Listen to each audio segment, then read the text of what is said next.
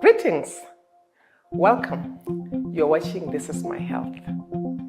We are still working on our issues with HIV on this season.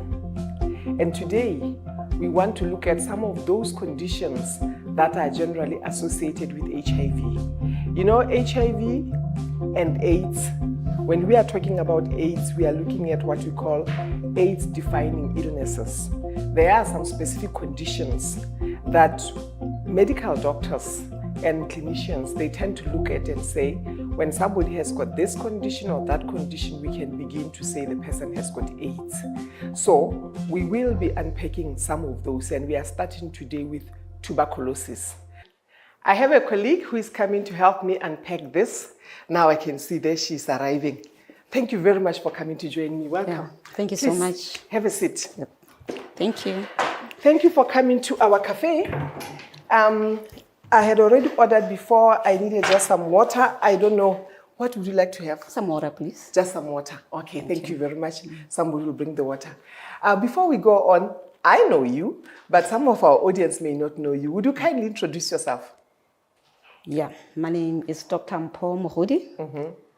I am a public health specialist. Yes. But I kind of wear three hats. I'm a medical doctor by training, public health specialist, and I'm a health professions educationist. Oh, okay. So currently I teach at the Botswana's only medical school. Thank you. No, thank you very much for coming.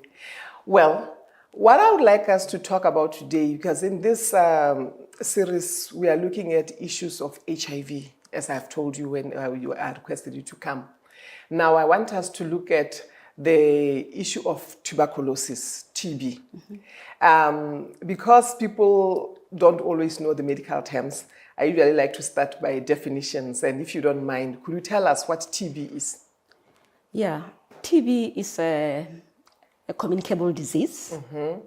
The transmission usually is from one person to the other, usually by coughing. Yeah. Coughing is the commonest way of transmission, actually. Okay. But we do know that even sneezing, talking, singing, living in crowded spaces, like in prisons. So where is it? Is in when somebody talks? Is in the droplets or? Yeah, it's airborne. Okay, so when somebody coughs or talks into the environment, then the next person in your environment can get it. I think what I want to highlight at that point is that TB is an indoor kind of disease. Is transmitted mainly indoors. That's why I would say people should be outside in the sun. It doesn't survive, a long time. Okay. So it really thrives in crowded places, And poorly ventilated spaces. Okay. So what are the signs of TB? What can somebody see? Is every cough, when somebody's coughing, should I think, you're coughing, you might give me TB? Or what are the signs? Typical signs of TB, prior, the classical ones really, would be a cough. Yeah, we say cough that has been there for a long time. How long? It's more than 2 weeks. Okay, more than 2 weeks. 3 weeks. Okay. Long. And there are general, things that people feel. They lose weight. They sweat at night. Do they have temperature? They can have a fever. You can have enlarged lymph nodes, lymph nodes that are swollen. If it's children, actually, children don't typically present the same way as adults. Usually for children, they fail to grow. In the medical term, they say failure to thrive. Okay, so the child is not gaining weight, is not meeting their milestones. And they may not even cough. Children may not cough. Oh, okay. So that's why, with TB, you have, what they call pulmonary, the one that is in the chest. So TB can be in the lungs. Yeah. But can it be anywhere else in the body? Oh, yeah, sure. Okay. Once somebody has active TB in their system, it goes to the lymph nodes, right? And then it can actually spread also to the Where do we find blood. lymph nodes in the body? Somebody's looking and thinking, okay, lymph nodes, what are those? Where do we find them in the body? You have, should I show? We have some behind in the neck. In the neck there, okay. In the axilla and stuff like that. The commonest ones. So for the TB, neck the ones, common ones will be on the neck. Yeah. That's where they will go. Okay, okay. Yeah. So, but with those lymph nodes, will it also show with lymph nodes in the children? That's the commonest presentation Oh, in children, with actually. children, In yes. children, they have a condition called tuberculosis adenitis, basically inflammation of lymph nodes caused by tuberculosis germs. Yes. Yeah. So how does one diagnose it? So let's say somebody's listening to this and is thinking, well, yeah, that child's not thriving and it's got a few swollen things around here. What now? What next? I mean, the pediatricians will tell you that with children, you just need to confirm it. Like there's a skin test that they do. So there is a test that can be done. It's called Mantu test, the skin test. You know, and then there's also, you know, those swollen lymph nodes. They take some sample from them. Yeah, sample from them and then take them for microscopy.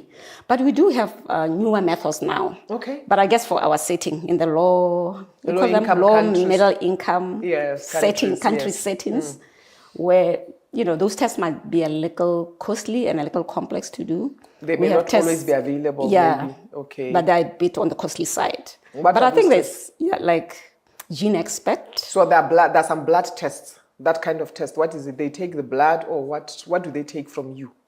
Like that sputum can be subjected to that.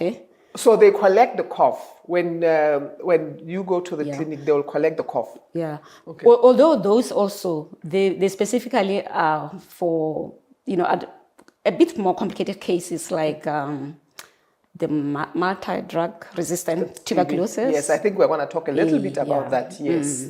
But I think for our setting, really, the old same way, take a very good history. I know a lot of our patients, a lot of times say, you know, I went to the doctor and they said, I'm sick, and they're just asking me all these questions. Yes. You know, that's the way, that's you know, how we actually find out what's wrong with people. Yes. Because asthma presents with cough. Yes, cough is cough of long-standing duration as well. But then when I interview somebody and ask them how that particular cough is behaving, then I'm likely to know whether it's kind of making me suspect TB or suspect other causes. Is there blood in the cough? Should there be blood in the cough for TB? Not always. There could be. I mean, some patients who have tuberculosis and a cough, of course, then when they cough, they might have cough, you know, tinged sputum. Okay. Yeah. If somebody came to my clinic and I suspect tuberculosis, there's a procedure to follow. So I think the encouragement to our healthcare workers is just, you know, to do the right processes, because you don't want to be collecting sputum and spread it to the healthcare workers there, or even the to workers yourself. themselves must find. So what sort of protection should somebody take now that you have gone into that area when they are collecting sputum? Yeah, usually healthcare workers who work in TB, in maybe TB, high TB prevalent spaces, basically the recommendation is that they need to wear protective clothing. Yeah, thanks to COVID, because COVID really now we know what emphasized protective that. Is. That's true. For instance, so there'll be masks inside. Yeah, and there's a special mask. They call it a respirator, the N95 mask. Yes, during COVID we learned that there's an N95. It's a bit thicker and more difficult to breathe in. It's thicker, but you can imagine if somebody has to wait for 8 hours shift. So it is a problem. So the people who work on the TB area, it's for their own sake, it's expected for them to wear the masks. Okay. I think that's good to emphasize, because sometimes when workers, clinicians are with you and they're wearing masks, and you came from a place where people are not wearing masks, people sometimes still feel self-conscious that why are they wearing masks? They may feel that they are being discriminated or stigmatized or something like that. No, but I think it's a good thing that we talk about that. So they should have the protective clothing. Do they also have to wear the gowns, or they just wear the mask only? Not necessarily. I mean, you wear your usual, uniform that you wear at work. If you wear a lab coat, you will do that. If it's scrubs, you do that. But really, you're trying to protect the face that should be protected. Your lungs. In terms of investigations, are there any other investigations to be done? Should there always be maybe an X-ray or something? Because you talked about the test for the skin test, you talk about the sputum. Yeah. Is there any other investigation that one should expect? Yeah. I think proper... Usually when we say managing a TB patient, like I said, you start with a good history taken, then you do a thorough physical exam. Then once by the time you finish your exam, you honestly should be having a very good idea. What you are dealing with, and other things the other possible things. So when you go for the exam, it's basically to rule out other things that could have present the way this TB patient is presenting. Yes. So definitely, you do some blood tests, of course. They'll do a full blood count to see how different blood elements are blood behaving. Cells and things, yes. And if it's TB, there's a characteristic way. That you I'll leave that to clinicians to explain. And then one would do a chest X-ray, where back in the days before interference of HIV and AIDS, it was classical TB X-rays. You could see immediately easily see that there's TB in the lungs. But nowadays, you may not see classical TB signs in a TB patient, especially if they are HIV infected. Okay. I think we're going to spend a little bit more time in a little while to talk more about the person with HIV and TB. But before we go too far, just on that one, when you are talking about the chest X-rays and all the things that get done, should somebody always expect those to get done? I'm asking that because, like you said, sometimes a patient comes and says, they were only asking me questions. Once we have said chest X-ray, somebody may start feeling there should always be a chest X-ray. I think the determination of what investigations are going to be done will be based on what the clinician finds on their history taking, as well as in the physical exam of the patient. In one patient, they may say, oh, yeah, I think I need an X-ray here. But in another, they may not depending on what they are suspecting. Okay. No, thank you for clarifying that, because different people understand the message differently. Lastly, before we go for a break, because our time is almost up, this is mostly for the lung TB, but I suppose it will be a different approach when we are looking at TB, suspecting TB from other places. I would like us to talk about that when we come back from our break, because our time is short right now. We are going to go for a short break. When we come back, we look at TB from other places before we go to TB and HIV. Okay. Yeah. Please don't go away. We'll be right back.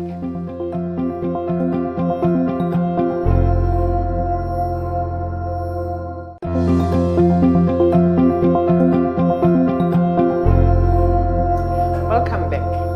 If you're only just joining us now, you are watching This Is My Health, and we are on the HIV and AIDS series.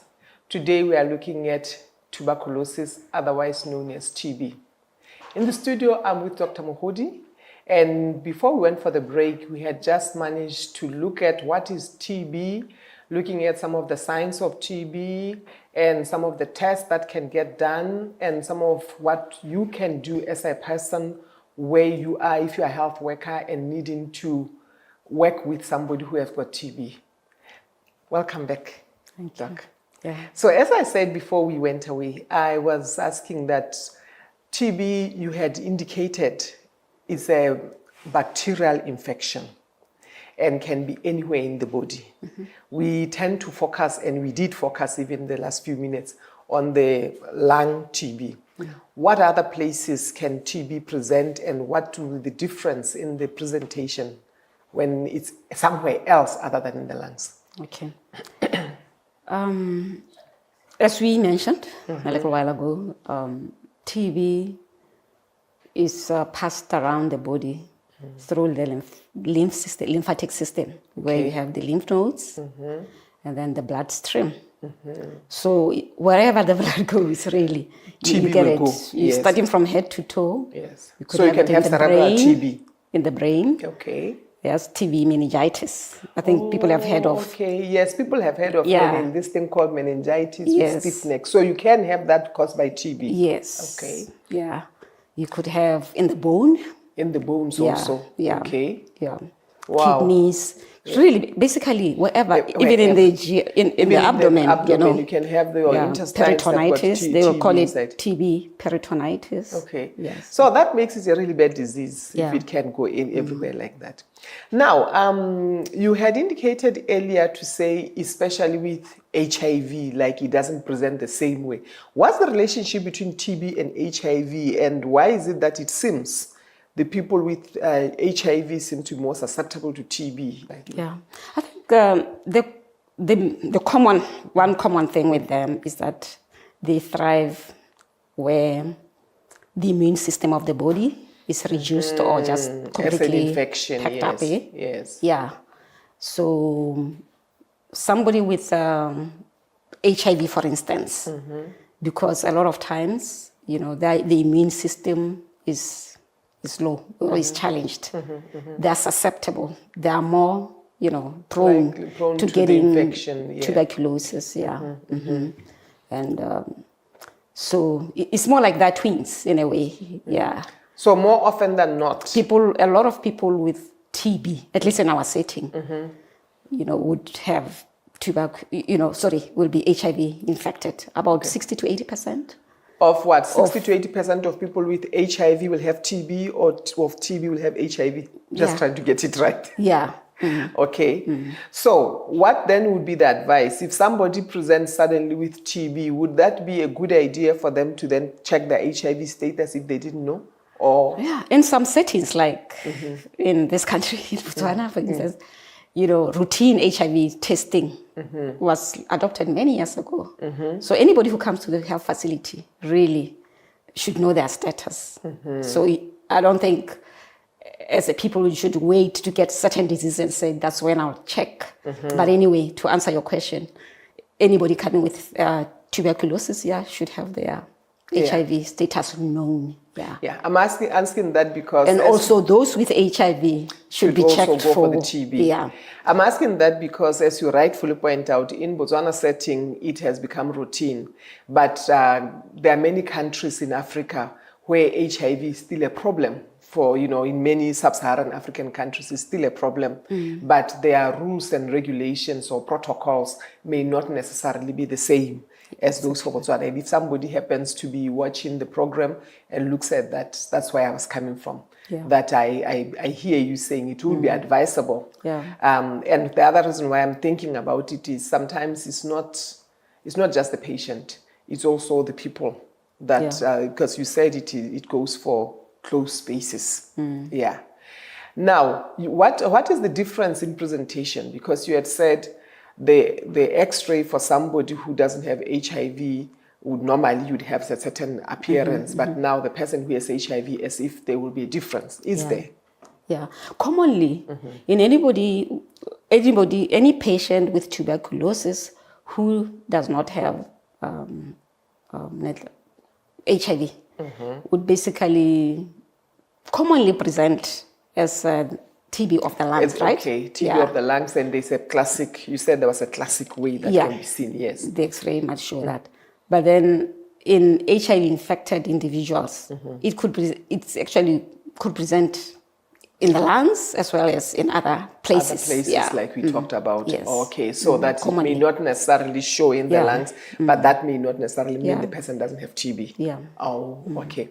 Now I'm going to ask a slightly curveball, but if you don't know that, it's okay. We can always look at it another time. We've just come out of COVID-19.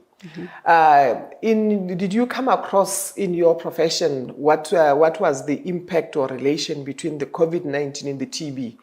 Was there anything that changed during that time?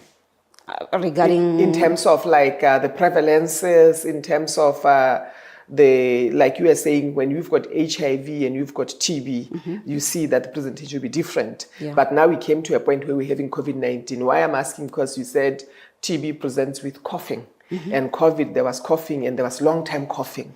What would you comment on those? Actually, the other day, you know how post-COVID, you walk around a lot of our places where you see all the signs posted. Actually, I was at some place, I just forget where it was.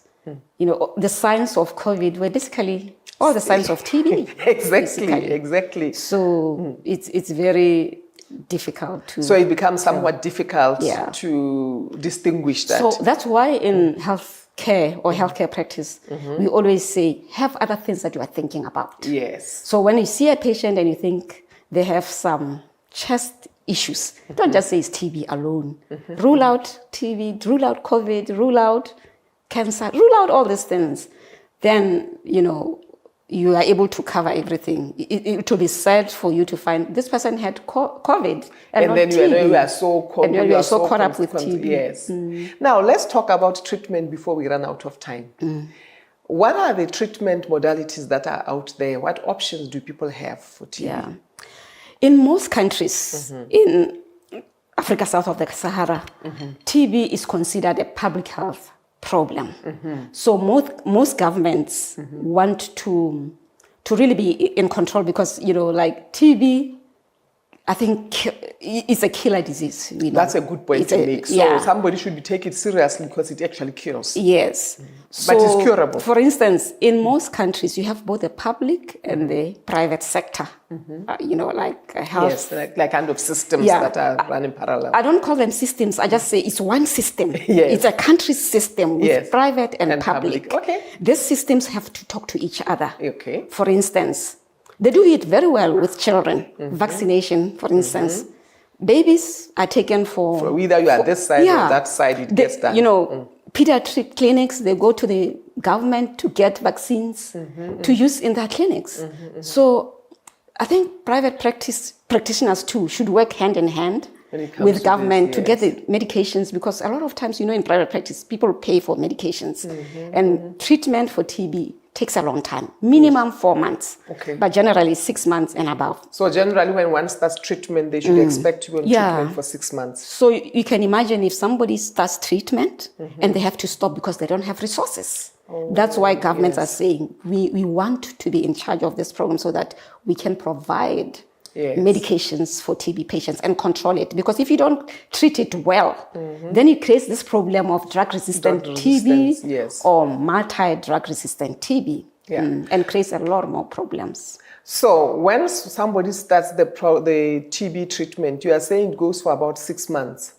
Minimum. 4 months and above.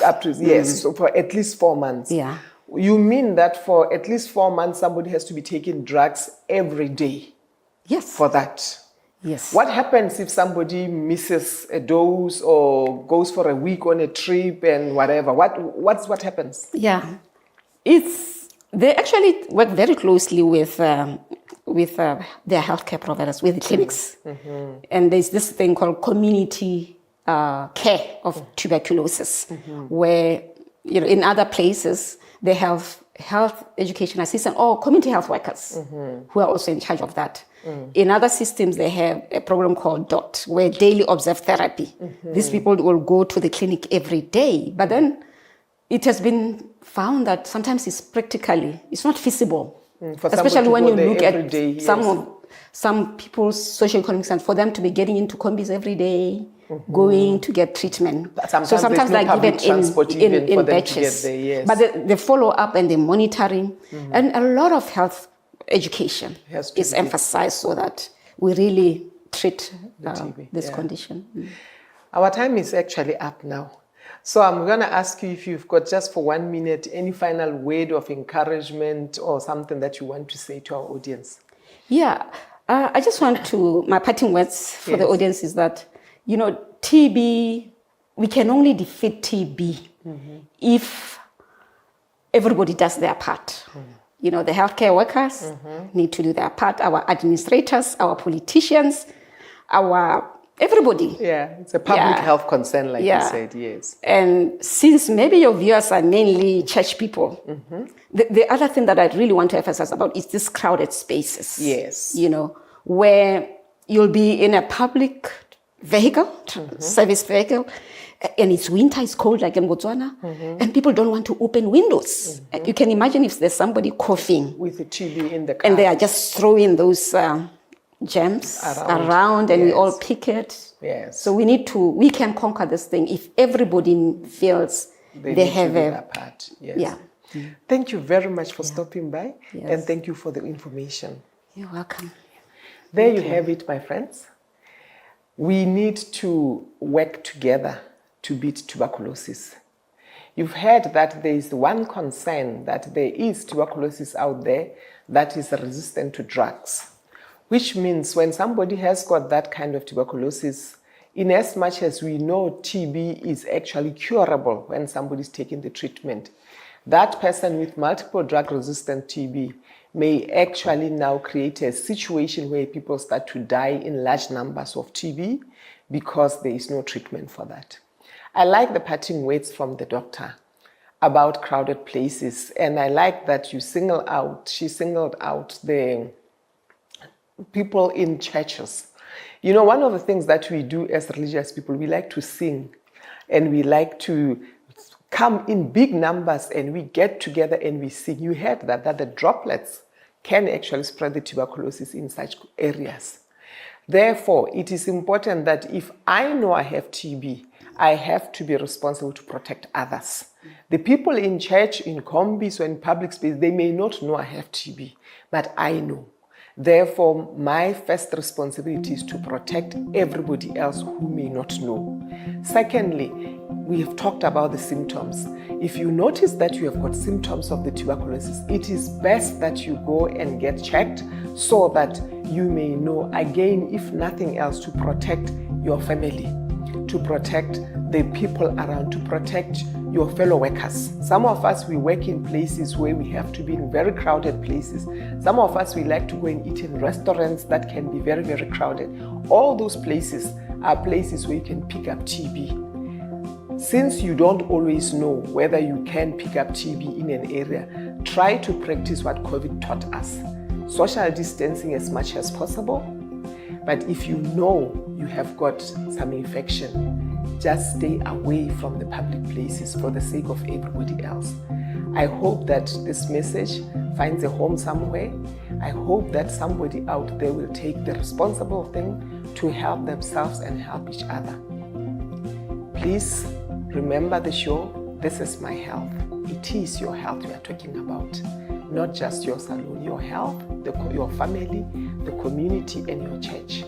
Keep watching, keep looking after yourself. God bless you.